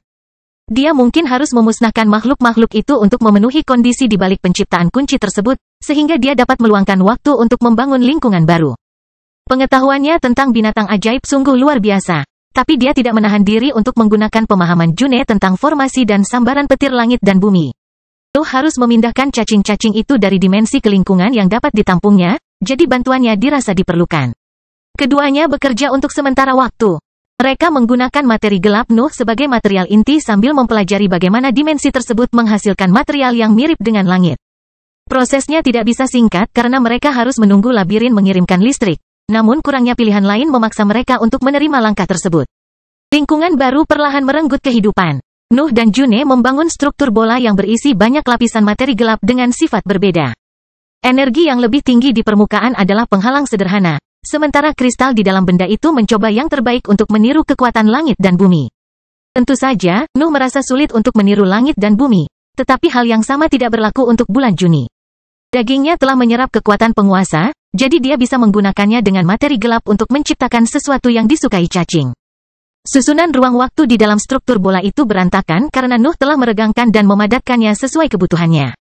Lingkungan bisa menjadi sebesar kacang bahkan jika di dalamnya terdapat banyak material yang meniru kekuatan langit dan bumi. Cacing-cacing tersebut akan bebas berkembang biak di sana, dan mereka juga akan menikmati ambisi Nuh selama proses tersebut. Nuh tidak tahu akan jadi apa cacing itu, tapi dia berencana membiarkannya tumbuh hingga pertempuran terakhir.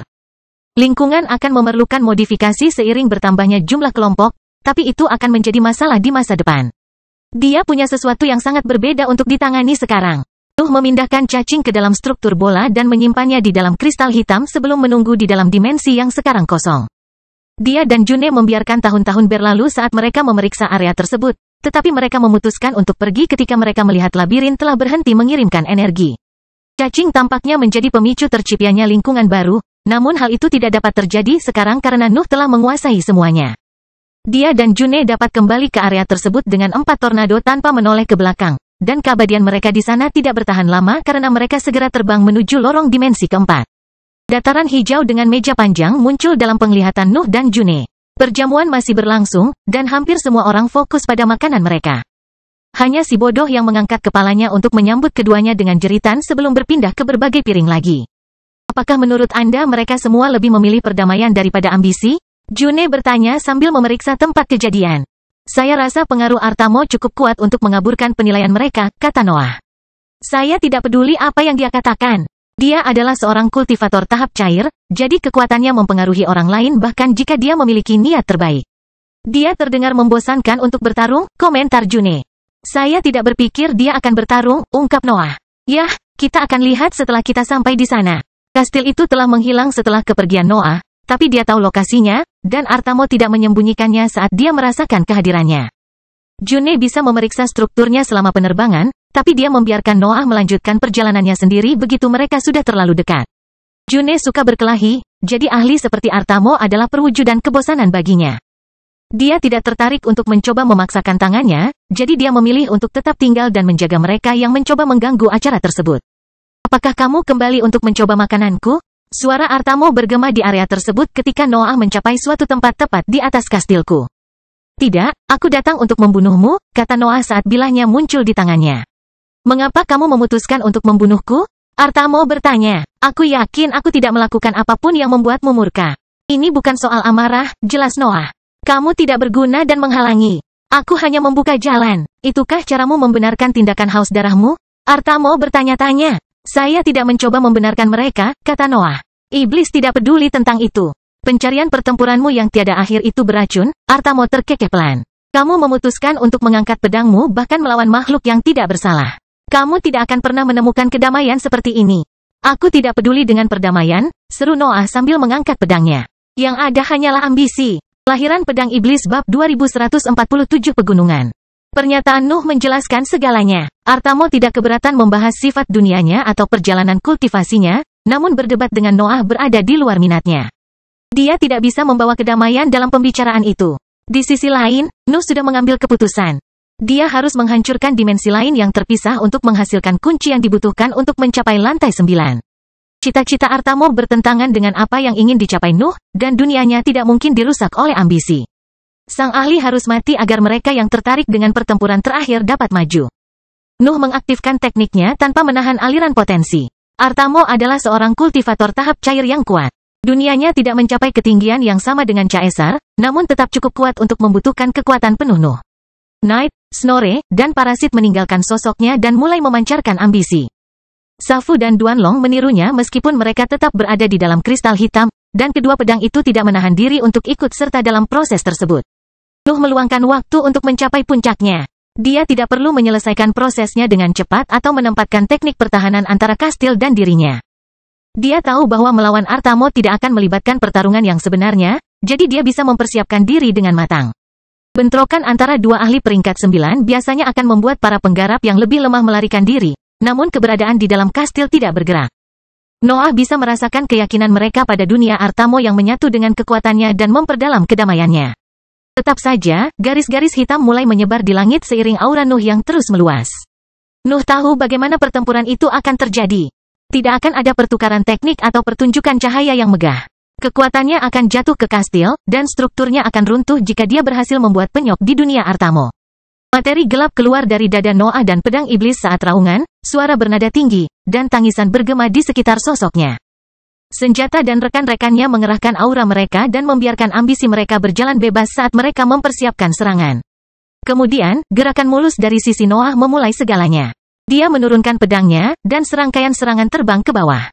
Bahkan Knight dan yang lainnya menganggap itu sebagai sinyal untuk melancarkan serangan mereka.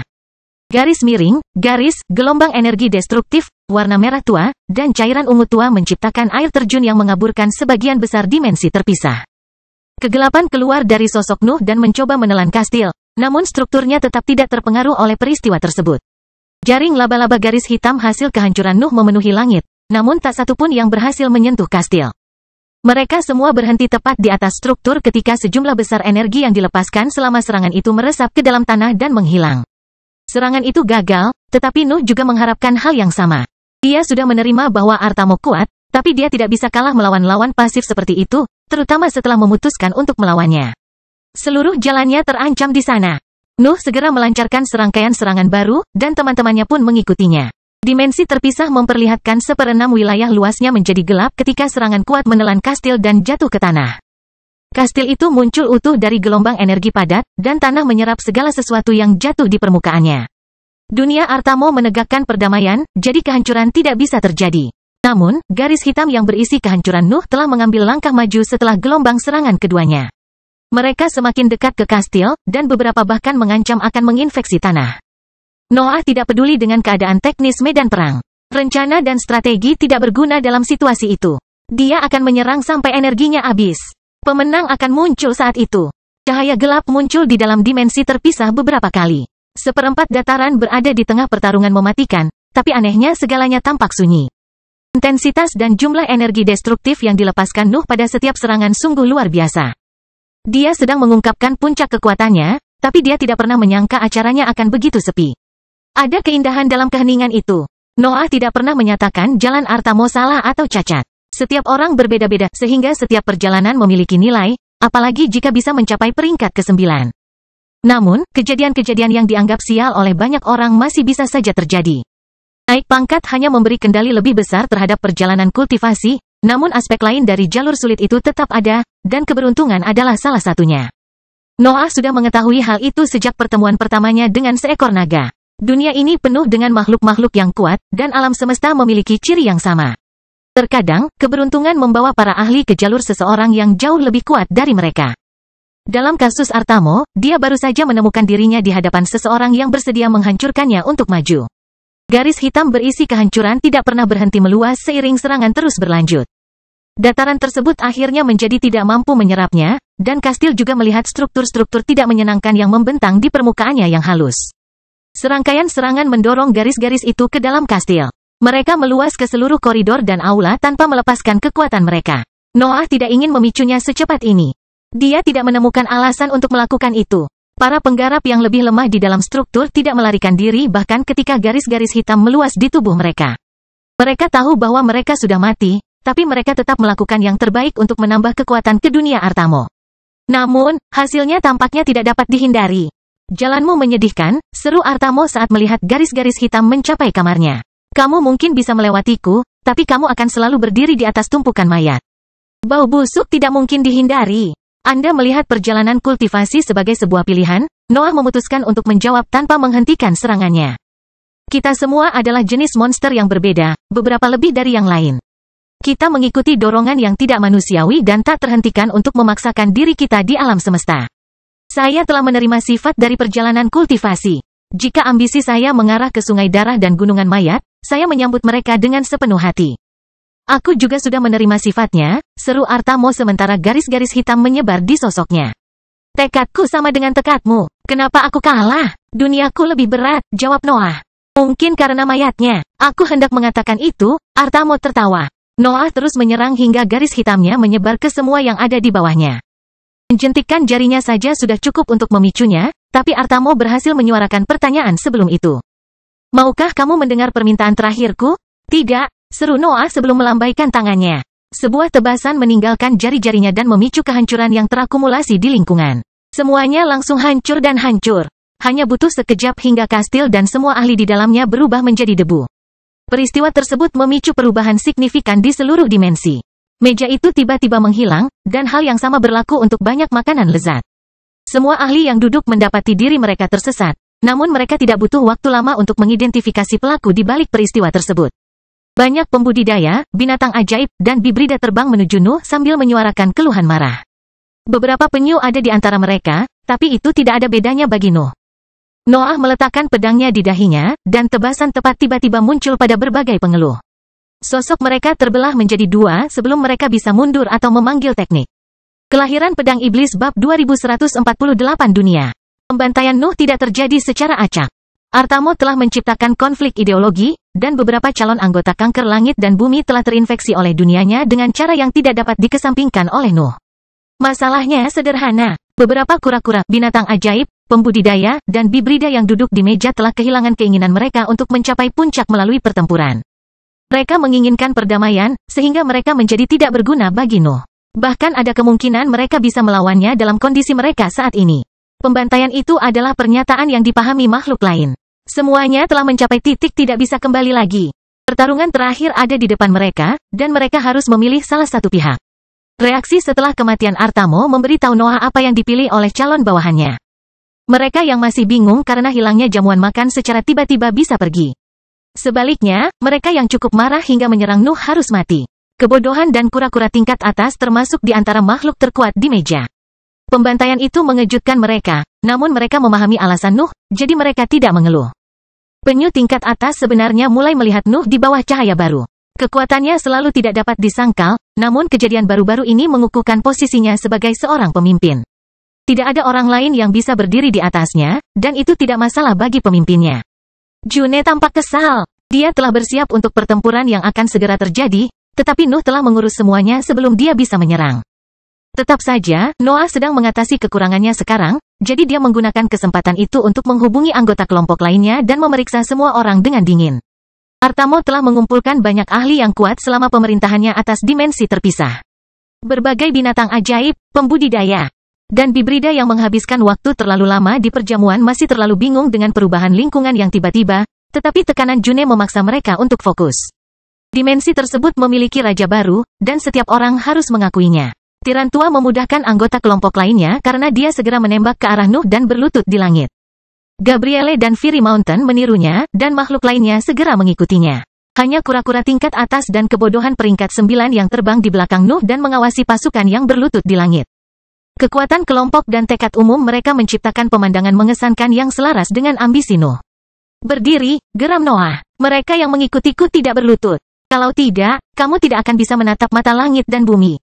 Aura Nuh mengiringi geramannya dan memaksa semua ahli untuk berdiri. Dia bisa memeriksanya dengan baik sekarang. Mereka tidak kuat, tapi mereka berhasil mengabaikan pengaruh Artamo setelah jamuan makan menghilang, jadi potensi mereka tidak boleh rendah. Musuh kita adalah langit, lanjut Noah. Pengecut manapun yang tidak ingin menghancurkannya dapat tetap tinggal di sini. Saya tidak membutuhkan yang lemah. Semua teman saya haruslah makhluk yang memiliki keinginan untuk melewati perjalanan kultivasi. Nuh tidak menyangka seseorang akan memutuskan untuk tetap tinggal, dan tentara tidak mengecewakannya. Ratusan makhluk berbeda tetap berada di langit, menunggu perintah berikutnya. Nuh tidak punya tawaran lagi untuk mengaum. Dia menunggu labirin terkutuklah bertindak, dan sebuah reaksi akhirnya terjadi. Dataran tersebut mulai runtuh dan berubah menjadi gelombang energi yang berkumpul di dasar dimensi. Tidak butuh waktu lama sebelum sebuah kunci muncul, dan Noah mengambilnya melalui gelombang mentalnya. Tentara terbang mengejar Nuh segera setelah dia menembak ke arah lorong dimensional. June di sebelah kirinya dan si bodoh di sebelah kanannya. Sebaliknya, yang lain tetap mendukungnya karena menghormati otoritasnya. Kelompok itu kembali ke daerah itu dengan 4 tornado, dan Nuh melepaskan kedua kunci tersebut. Sebuah transformasi segera terjadi. Kedua benda itu menyatu sebelum ditembakkan ke arah dataran tandus dan mengubah sifatnya. Kristal yang membuat dataran menjadi lebih gelap saat mulai menyerap angin di area tersebut. Portal 4 dimensi mulai pecah dan mengeluarkan isinya. Segera, kota Vesuvia muncul di lantai 8, dan dia menunjukkan senyuman penasaran ketika dia melihat anggota baru pasukan.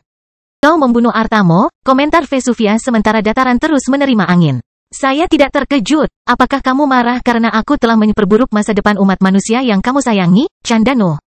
Kita semua membuat pilihan, desah Vesuvia. Saya khawatir saya sudah menaruh masa depan umat manusia di pundak Anda. Kalian monster tua terlalu bergantung pada orang lain, ejek Noah. Aku kehilangan rasa hormatku padamu. Tolong, ejek Vesuvia saat kotanya menyusut dan menghilang dalam teknik penyimpanannya, meninggalkan warganya di tempat terbuka. Kamu tidak pernah menghormati kami. Dia benar, bisik June ke telinga Noah, tapi aku tetap tidak menyukainya. Vesuvia pun tak melewatkan kesempatan untuk menggoda June dengan melontarkan tatapan memikat ke arah Noah. Berbagai bawahan tidak tahu bagaimana harus bereaksi terhadap adegan itu, tapi mereka akhirnya memutuskan untuk mengabaikannya karena Noah juga melakukan hal yang sama. Saya melihat bahwa ajaran saya berhasil, si bodoh jelas tidak membiarkan masalah itu berlalu. Kamu menjadi sangat populer dalam beberapa tahun ini. Tehnya sudah siap, kata Plio, dan si bodoh memekik saat teh itu mencapai matras. Aku sedang memikirkan sesuatu, seru si bodoh sambil terus mengendus Plio. Baumu harum, mungkin karena tehnya, Plio terkekeh. Tidak, pekik si bodoh. Tidak ada yang luput dari akal sehatku. Aku bisa merasakannya. Hatimu memang bodoh, benarkah? Plio bertanya. Itu akan menjelaskan banyak hal. Angkat kepalamu, saudara-saudaraku. Si bodoh berteriak sambil melirik ke langit-langit lantai. Hari ini, kami telah menemukan saudara baru. Kelompok Fuleri memekik sambil melirik ke langit-langit. Plio tertawa, tapi akhirnya dia menirunya. Tak perlu dikatakan lagi, pemandangan itu membuat seluruh tentara tidak bisa berkata-kata. Yang lain tidak tahu harus berkata apa ketika mereka melihat babi dan Plio berdiri dengan kepala terangkat selama beberapa menit. Aku merindukan Xavier, desah Noah, tapi labirin akhirnya menciptakan jalan keluar dari situasi itu.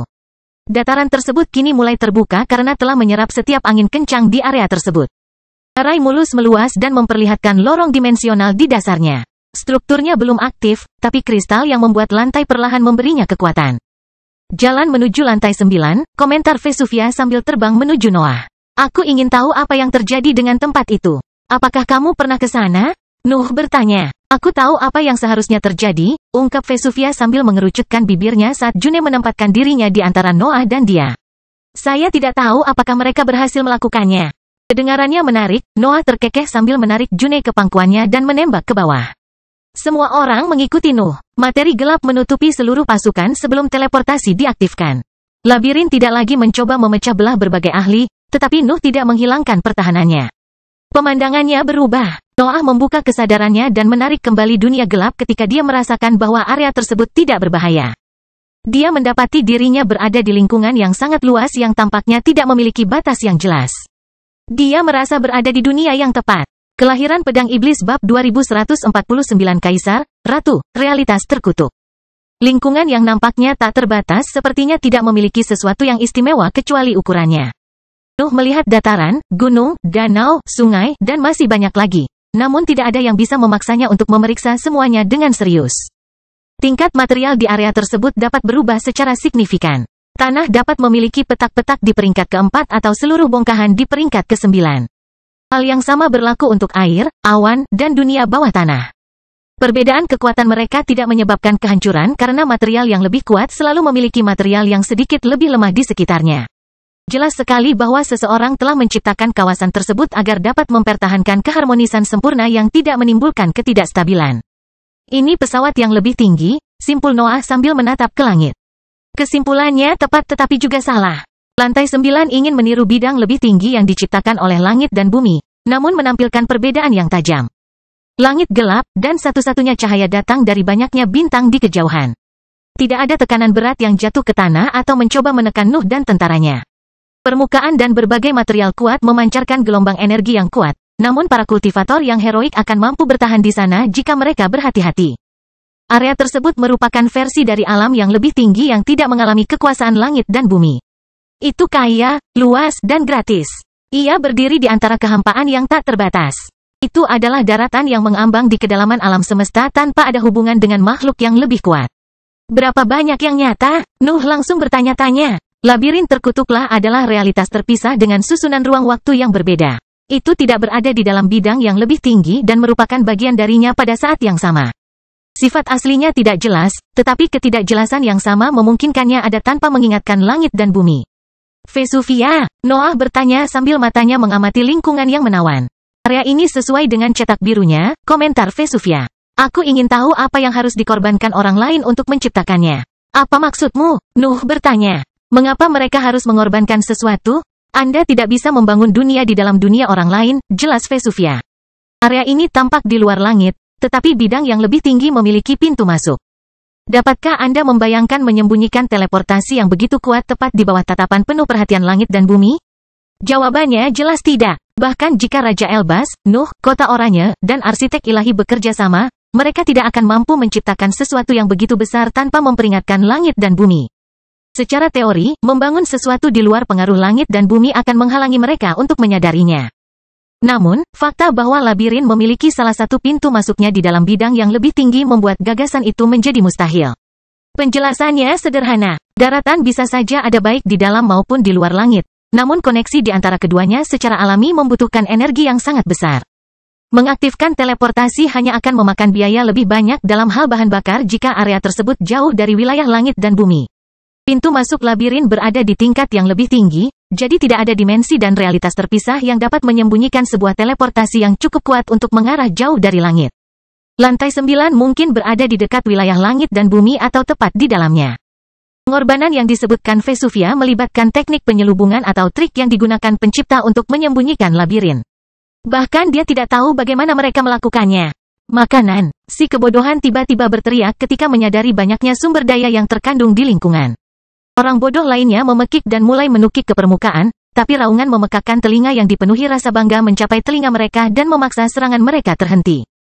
Babi bersayap itu berhenti di udara dan perlahan mengalihkan pandangan mereka ke arah Nuh. Kamu tidak sendirian lagi, geram Noah. Berperilaku baik. Tapi, makanan, keluh si bodoh peringkat 9. Tidak ada tapi, tegur Noah. Ambilkan teh dari Pelio sementara aku mengerti apa yang terjadi di sini. Kompromi tersebut kedengarannya tidak buruk, sehingga Pelio segera mendapati dirinya bersama segerombolan babi terbang yang menyerangnya dari segala sisi. Adegan itu sebenarnya menakutkan, tapi dia tidak ada di sana, jadi dia bisa menghindari serangan itu dengan mudah. Kalian orang-orang yang bersemangat, Vesuvia terkikik. Dan kamu belum bertemu yang lain? Noah menggelengkan kepalanya sebelum mengalihkan perhatiannya ke langit berbintang. Bisa dibilang, pemandangan itu adalah segalanya yang Nuh cari. Namun, hal tersebut tidak memiliki kekuatan yang mendorong ambisinya di masa lalu. Dia bisa melihat bintang-bintang, tapi bukan itu yang dia cari. Ini palsu, Noah membenarkan tanpa perlu mempelajari lantai secara menyeluruh. Ambisinya telah menyatakan hal itu. Sebaliknya, datarannya berbeda. Setiap materi ada dan membawa hukum yang tidak membawa pengaruh langit dan bumi. Daerah itu adalah surga bagi mereka yang melarikan diri dari penguasa. Itu adalah dunia tanpa cahaya yang menindas. Semuanya sangat menarik, tapi Nuh sedang mencari sesuatu yang lain. Area itu tampak kosong dari aura signifikan atau kehadiran yang kuat, tapi nalurinya tahu ada sesuatu yang tidak beres. Kami tidak sendirian, kata Noah. Jelas, Vesuvia terkekeh. Mengapa kamu tidak memberitahu kami semua yang kamu ketahui? Juni mendengus. Karena dia tidak bisa, sebuah suara tiba-tiba keluar dari langit berbintang dan bergema di seluruh lantai. Semua orang mengarahkan pandangan mereka ke langit. Sumber suaranya masih belum jelas, namun beberapa sosok humanoid masih terlihat samar-samar di antara cahaya yang dipancarkan bintang-bintang di kejauhan. Apakah ada sumpah yang terlibat? Teriak Nuh. Sumpah tidak ada gunanya di level kita, lanjut suara laki-laki itu. Janji di antara teman lebih kuat. Sudah lama sekali, Kaisar, kata Vesuvia dengan nada sopan. Bagaimana kabar Ratu? Dia baik-baik saja, terdengar suara wanita, terutama karena aku tidak harus berurusan denganmu. Kalian berdua tetap bersemangat seperti biasanya, canda Vesuvia. Aku selalu terkejut bahwa keberadaan yang menyenangkan sepertimu telah berhasil mengembangkan dunia tanpa pamrih, suara ketiga terdengar. Masa depan umat manusia seharusnya menjadi milik anak Artamo itu. Sayang sekali kedamaiannya menghalangi perjalanannya. Dan aku membunuhnya, kata Noah dengan nada dingin. Kami tahu, suara ahli yang dipanggil Vesuvia sebagai kaisar bergema. Kamu sungguh tidak berperasaan. Saya mohon berbeda, Noah tertawa. Aku membunuhnya karena hatiku ingin maju. Keheningan terjadi sesaat setelah pernyataan itu, namun ahli yang Vesuvia panggil sebagai ratu akhirnya berbicara. Aku agak menyukainya. Itu mengingatkanku pada masa-masa awalmu. Hari-hari awal kita, desah kaisar. Aku masih ingat gelar yang kamu peroleh sebelum menjadi ratu. Bagaimana kehidupan bersama pasangan itu? Vesuvia mengejek, dengan jelas berbicara kepada ahli ketiga yang tersembunyi di antara langit berbintang. Saya tidak mengerti bagaimana Anda bisa selamat dari mereka. Saya bersenang-senang mengawasi labirin, pakar ketiga menjelaskan. Ada tahun-tahun yang membosankan, tapi pesawat yang lebih tinggi berhasil menghasilkan kekuatan yang menarik. Saya senang bertemu dengan Anda, Defying Demon. Dan kamu akan menjadi siapa? Nuh bertanya. Kupikir kamu sudah memahaminya sekarang? Seru sang ahli. Akulah pembuatnya, pencipta tempat ini, dan alasan dibalik namanya. Aku menggunakan Curse Reality. Kelahiran Pedang Iblis bab 2150 area pelatihan. Kaisar, Ratu, dan realitas terkutuklah, pikir Noah sambil mencoba melihat ketiga ahli itu bersembunyi di antara langit berbintang. Mereka juga harus berada dalam tahap yang solid. Satu-satunya fakta bahwa Nuh tidak dapat merasakan ketiga ahli itu dengan jelas menyatakan bahwa mereka lebih kuat darinya. Setidaknya dalam hal level mereka. Terlebih lagi, realitas terkutuklah telah mengakui bahwa dialah yang menciptakan labirin, jadi ketertarikan Nuh pasti tertuju padanya. Meski begitu, ketiga ahli tersebut sepertinya belum berniat untuk mencapai permukaan. Mereka telah mengamati kelompok dan pencapaian Nuh di dalam labirin, tetapi mereka tidak menginginkan pertemuan. Mereka hanya berdiri di langit, menunggu seseorang untuk berbicara. Apakah kamu berencana untuk turun? Nuh akhirnya bertanya. Apa gunanya? Kaisar menjawab. Aku tidak akan berbohong. Kamu dan kelompokmu menarik, tapi kamu tetap terlalu lemah. Semua pembicaraan tentang langit dan bumi dan langit tidak ada gunanya jika kamu tidak dapat mendukungnya dengan kekuatan yang tepat. Dan apa masalah hubungan kalian? Lanjut Ratu. Kadang-kadang kita bisa menjadi liar, tapi hubungan intimmu menyerupai pertarungan mematikan. Pelan-pelan, nak, dia tidak akan kemana-mana. June mengerutkan kening, tetapi percikan api segera mulai menjalar ke kulitnya. Queen telah berbicara dengannya, tetapi dia tidak tahu bagaimana harus menerima kata-katanya. Sebagian dari dirinya menerima pernyataan itu dengan bangga, tapi dia juga merasa Queen telah menghinanya. Aku minta maaf karena kamu tidak bisa membuat pasanganmu melakukan apa yang aku lakukan, ejek June akhirnya. Apa kamu yakin dia masih tertarik padamu? Kamu pasti sudah cukup tua. Vesuvia harus menutup mulutnya untuk menahan tawanya, dan tawa kecil juga datang dari langit berbintang. Realitas terkutuklah tidak bisa menahan diri di depan komentar itu. Reaksi tentara tidak begitu menggembirakan. Si bodoh terlalu sibuk meminum teh pelio sehingga tidak peduli dengan kejadian itu, tapi yang lain tetap terdiam. Mereka telah memahami bahwa para ahli di langit sangat berkuasa, tetapi Nuh dan June menyapa mereka tanpa menunjukkan rasa hormat sedikitpun. June bahkan terang-terangan menyinggung mereka. Masalah bertambah parah ketika June membuat dirinya nyaman di pangkuan Noah dan merentangkan kakinya hingga memperlihatkannya. Semua orang memperhatikan bagaimana pupil mata Nuh mengecil saat melihat kulitnya yang telanjang. Bicara soal hubungan, terlihat jelas bahwa api di antara keduanya masih berkobar. Aku mulai suka melihat hubungan kami ditantang, goda Noah. Kamu akan selalu lebih suka menyendiri denganku, jawab June. Tidak diragukan lagi, kata Noah sambil menarik June lebih dekat, tapi tetap menyenangkan membuat pasangan lain iri pada kita. Hanya dua iblis yang punya peluang mengalahkan kita, seru June. Yah, iblis selalu yang terbaik, canda Noah. Aku tahu itu secara langsung. June terkikik ketika keduanya akhirnya berciuman tanpa peduli dengan banyaknya tatapan pada mereka. Kaisar harus berdeham begitu dia melihat Nuh menyelipkan tangannya ke balik jubah June. Dia tahu apa yang akan terjadi jika dia membiarkan keduanya melanjutkan, jadi dia menyela mereka dan meminta perhatian mereka. Dia pasti tahu kamu benar, bisik Noah ke telinga June sebelum mengalihkan pandangannya ke langit. June dan Noah masih berada di dalam labirin terkutuklah, jadi ketiga ahli langit berbintang mendengar semua yang mereka katakan. Tentu saja Kaisar dan Ratu tidak menyukai kata-kata mereka, tetapi mereka tidak memasukkannya ke dalam hati. Kamu bisa mengejek kami semau kamu, Kaisar mengumumkan. Itu tidak akan mengubah fakta bahwa kamu terlalu lemah. Dan apa yang akan kamu lakukan? Nuh bertanya. Tidak ada apa-apa, seru Kaisar, tetapi kamu tidak akan bisa melewati lantai 9 sampai kamu mendapatkan persetujuanmu. Yang mana menjadi lebih sulit didapat karena kamu sangat suka bercanda, lanjut Queen. Noah tetap tenang di bawah ancaman itu. Dia tidak punya niat untuk menjadi Artamo yang lain, tapi dia tidak cukup tahu tentang lantai 9 untuk memutuskan bagaimana harus bertindak. Tempat itu mungkin tidak memiliki syarat atau persyaratan, tapi memahami fungsinya mungkin mengungkap kelemahan yang bisa dia manfaatkan. Apakah ini tujuan di balik labirin terkutuklah? Nuh bertanya, apakah Anda mengunci ahli di dalamnya dan menunggu mereka menjadi aset berharga? Itu bodoh sekali. Tidak masalah jika kamu menganggapnya bodoh, kata Kaisar. Kami membuat peraturan, dan Anda tidak dapat menghindarinya. Nikmati menghabiskan era berikutnya di bawah pemandangan yang tidak dapat Anda capai dengan kekuatan Anda sendiri. Keheningan menyelimuti area itu, dan Noah merasakan instingnya menjadi lebih tenang. Mereka masih memastikan keberadaan makhluk berbahaya di langit berbintang, tapi sepertinya seseorang telah pergi setelah percakapan tersebut. Apakah kamu mengubah labirin terkutuklah menjadi penjara? Vesuvia memecah kesunyian. Saya tidak berpikir Anda akan menyimpang sejauh ini dari ide awal Anda. Ini bukan penjara, Curse Reality menjelaskan. Anda belum melihat bagaimana langit dan bumi berevolusi. Bidang yang lebih tinggi berbeda dari yang Anda ingat, dan iblis penentang mungkin adalah penyebab perkembangan terakhir. Jadi, kamu mengurungku agar tidak menimbulkan lebih banyak kerusakan? Nuh bertanya-tanya. Kamu salah paham, jawab Curse Reality. Labirin adalah tempat yang tidak dapat dilihat atau dipengaruhi oleh langit dan bumi. Tempat ini sempurna untuk memberi nutrisi pada para ahli yang berpotensi untuk bergabung dalam pertempuran terakhir. Tetaplah di sini. Jadilah kuat. Kalian semua akan bertarung pada akhirnya. Tempat ini hanya akan menyebabkan stagnasi, bantah Nuh. Pakar peringkat 9 hanya perlu memperluas pengaruhnya, seru Curse Reality. Lantai 9 memberi Anda koneksi langsung ke alam semesta. Anda dapat menguji berat badan dan pertumbuhannya tanpa langit dan bumi menyinari kepala Anda. Bagaimana dengan bawahanku? Nuh bertanya. Kebanyakan dari mereka adalah binatang ajaib, Curse Reality menunjukkan. Mereka hanya membutuhkan energi untuk tumbuh, dan labirin tidak akan kehabisan energi selama saya ada. Sedangkan yang lain, kita dapat membuat uji coba berbeda untuk memastikan mereka terus merasa tertantang. Itulah mengapa dia menyebutnya labirin, Noah mengerti. Ada kemungkinan kita tetap terjebak di dalam struktur ini selama bertahun-tahun yang tak terhitung jumlahnya, dan uji cobanya bisa berubah tergantung pada kepribadian para ahlinya. Tempat ini adalah tempat pelatihan yang sangat besar dan berpotensi tidak ada habisnya. Bolehkah aku membantumu melakukannya? June bertanya ketika mata Noah berkedip. Tidak, aku mungkin harus melampaui batas kemampuanku, Noah mengumumkan, dan June dengan tenang meninggalkan pangkuannya.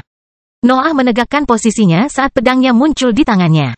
Dia mengaktifkan zat tidak stabil itu, tapi dia menahan diri untuk tidak menggunakan potensinya untuk saat ini. Tetap saja, pedangnya mengeluarkan kemampuan dan mengerahkan kekuatannya saat dia melesat ke arah langit. Langit berbintang tidak memiliki batas yang jelas. Itu tidak terbatas, tanpa langit-langit atau tepian. Namun, Nuh merasa kemajuannya semakin sulit saat dia terus terbang menuju bintang. Hukum di lantai 9 membuat usahanya semakin sulit. Nuh mengayunkan pedangnya ketika kekuatan fisiknya tidak mampu membawanya lebih jauh. Sebuah tebasan raksasa terbang ke depan tanpa mengalami tekanan pada lantai, tapi tebasan itu menghilang setelah melintasi area tertentu. Hilangnya itu terasa tiba-tiba dan aneh. Noah tidak merasakan adanya energi yang menyerang tebasannya. Pukulannya lenyap begitu saja tanpa memerlukan teleportasi, formasi, atau susunan pertahanan apapun. Nuh menyerang beberapa kali lagi untuk memeriksa peristiwa tersebut, dan sebuah ide perlahan mulai terbentuk di benaknya. Tebasannya menciptakan reaksi samar di langit berbintang saat menghilang. Sepertinya ada gelombang yang tersembunyi di antara kegelapan itu, dan anehnya mereka terasa familiar. Aku mengerti, bisik Noah setelah serangannya membuahkan jawaban. Pelio, apakah kamu ingin tahu di mana duniamu berada?